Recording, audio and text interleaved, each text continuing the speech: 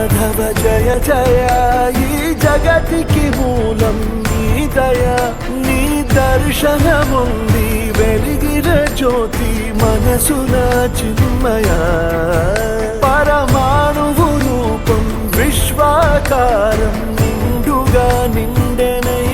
శనివారం మొదలుపెట్టి ఇది 2వ వారం. ఫస్ట్ వారంలో తెలిసి తెలియని తప్పులు నేను చాలానే చేశాను. అవన్నీ రెక్టిఫై చేసుకుంటూ 2వ వారానికి అయితే కంటిన్యూ అవుతున్నాను. ఎంత ఈజీగా ఫస్ట్ వారం అయిపోయిందో అంతే త్వరగా 2వ వారం కూడా అయిపోయింది. నా మాటల్లో నేనే చెప్పలేకపోతున్నా, కానీ నేను చేసిన తప్పులు మీరు కూడా చెయ్యొద్దు అనుకొని ఈ వీడియోలో తప్పులేంటో చెప్పుకుంటూ, దాంతోపాటు మీరెవరన్నా ప్రయత్నించాలంటే కంపల్సరీగా ప్రయత్నించండి. మొదటి వారం నుంచే మనలో జరిగే మంచి మీరే చూస్తారు. చెప్పలేనంత మంచి నాకైతే జరిగింది. రోజు రోజుకి మనలో చేంజ్ వస్తుంది, అంతేకాకుండా మన జీవితం కూడా మారుతుంది. ఆ తర్వాత నేనేం చేశానంటే ముందు అన్నం పెట్టేసుకున్నా, ఆ తర్వాత కేసరి కోసం పెట్టేసుకున్నాను. ముందు గడపని పూజించాలి, ఆ తర్వాతనే దేవుడిని పూజించాలి అంటారు కదా. గడపకైతే పూజ చేసేసుకున్నాను. ఆ తర్వాత తడిబట్ట పెట్టేసుకున్న తర్వాత పూజ చేశాను.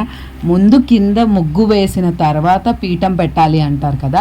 పసుపు వేసి ముగ్గు అయితే పద్మం ముగ్గు వేసుకున్నాను. వరిపిండి ఏంటంటే నేను పొడి తీసుకున్నాను ప్యాకెట్ది, అది కొంచెం గరుగ్గా ఉంది. ఆ తర్వాత పీఠాన్ని రెడీ చేసుకున్న తర్వాత స్వామిని ప్రతిసారి అంటే ప్రతి శనివారం మనం బొట్టు అయితే పెట్టుకోవాలి తుడుచుకొని. తర్వాత దీపాలు ప్రారంభించాలి. ముందు మనం స్వామిని బొట్లు పెట్టకుండా దీపాలు అయితే ప్రారంభించకూడదంట. స్వామిని మొక్కుకొని సంకల్పం చెప్పుకున్న తర్వాత స్వామిని దించిన తర్వాత మనము దీపాలు అయితే చేసుకోవాలన్నమాట. నాకు ముందు ఈ విషయం తెలియదు. అంతేకాకుండా చిన్న చిన్న తప్పులు చేశాను అన్నా కదా, అదేంటో ఈ వీడియోలో చెప్పేస్తా. వీడియో ఎండ్ వరకు చూడండి.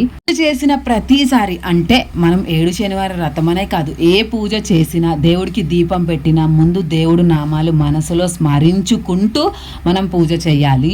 అంతేకాకుండా చేస్తున్నాం అన్నట్టుగా అస్సలు చేయకూడదు. ఎంత భక్తితో చేస్తున్నామన్నది ఇంపార్టెంట్, ఏమేం పెడుతున్నామన్నది కాదు అంటారు కదా. అంతేకాకుండా నేను క్లాత్ కింద బియ్యం వేశాను, అలా కాదంట. క్లాత్ మీద బియ్యం వేసి అందులో పసుపు కుంకుమ వేసి స్వామిని పెట్టిన తర్వాతనే మనం గణపయ్యని తయారు చేసుకొని స్వామి ముంగట గణపయ్యని అయితే పెట్టాలి. వినాయకుడు లేనిది పూజ అయితే మొదలవ్వదు కదా, వినాయకుడిని పెట్టుకోవాలి. నేను చేసిన 2వ తప్పు అదే బియ్యము. అంతేకాకుండా తమలపాకులు అనేది వెయ్యలేదన్నమాట. నేను నా చేత్తో చేస్తే నాకు చాలా ఇష్టం అని చెప్పాను కదా, కాకపోతే చేత్తో చేస్తే విరిగిపోతున్నాయి. విరిగిపోయిన దీపాలు స్వామికి పెట్టకూడదంట. అందుకనేసి నేనేం చేశానంటే పిండి గ్లాస్లో వేసి పొడిపిండి ఇలా స్వామికి అయితే పెట్టుకున్నాను.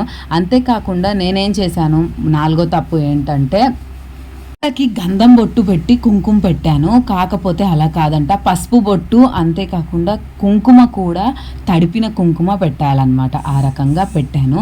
దీపాలు సిద్ధం చేసుకున్న తర్వాత లాస్ట్ సిద్ధం చేసుకొని పక్కన పెట్టుకున్న తర్వాత నేను బెల్లం నువ్వులు మిక్సీ పట్టుకున్నాను. అప్పుడే ఉండ చుట్టడానికి వస్తుంది కదా. కేసరి, పెరుగన్నం, పులిహోర 7 రకాలు అయితే చేసుకున్నాను. మనకి తోచినంత పెట్టుకోవచ్చు అని అంటారు, కానీ నాకు 7 రకాలు చేసుకోవాలని అనిపించింది. అంతేకాకుండా నాకు తోచిన పనులు అయితే పెట్టుకున్నాను.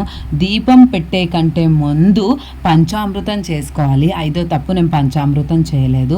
కలిసం అంటే నేను చెయ్యను, ఎందుకంటే చిన్న పిల్లలు ఉన్నారు కదా, తెలిసి తెలియని ఇబ్బందులు వస్తాయి అనేసి కలిసం చేయలేదు. పంచామృతం చేసుకున్నా.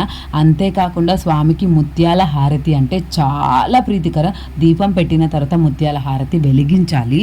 అయితే ముత్యాలు లేవు కాబట్టి ఒత్తులతోని ఇలా 7 ఒత్తులతోని దీపాలు అయితే పెట్టుకున్నాను. పోయినసారి ఇలా చేయలేదు, అది నేను చేసింది. ఆ తర్వాత నేను ఎప్పుడు వినేది ఎలా పూజించుకోవాలో ఆ పూజ అయితే అంతా నేను వీడియో పెట్టుకొని విన్నానమాట. సో ఈ రకంగా అయితే పూజ అయితే చేసుకున్నాను.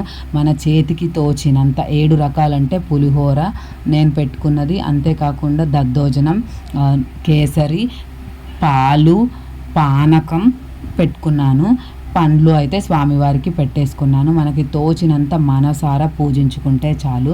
నల్లని వస్త్రాలే వేసుకోవాలంటే నల్లని డ్రెస్సే వేసుకున్నాను అనమాట. పువ్వులు స్వామివారికి 7 రకాల పువ్వులతో అర్చించమంటే నాకు వీలైన పువ్వులతో అయితే స్వామిని అర్చించాను. ఆ తర్వాత పువ్వులు దీపాలకు కూడా పెట్టుకోవాలంట, పెట్టుకున్నాను. చాలా ప్రశాంతంగా పూజ అయితే అయిపోయింది. ఇంట్లో షూట్ చేయడానికి టైం లేదు, బయటికి వెళ్తున్నాను అనమాట ఒక పని మీద. నచ్చితే సబ్స్క్రైబ్ చేసుకోండి.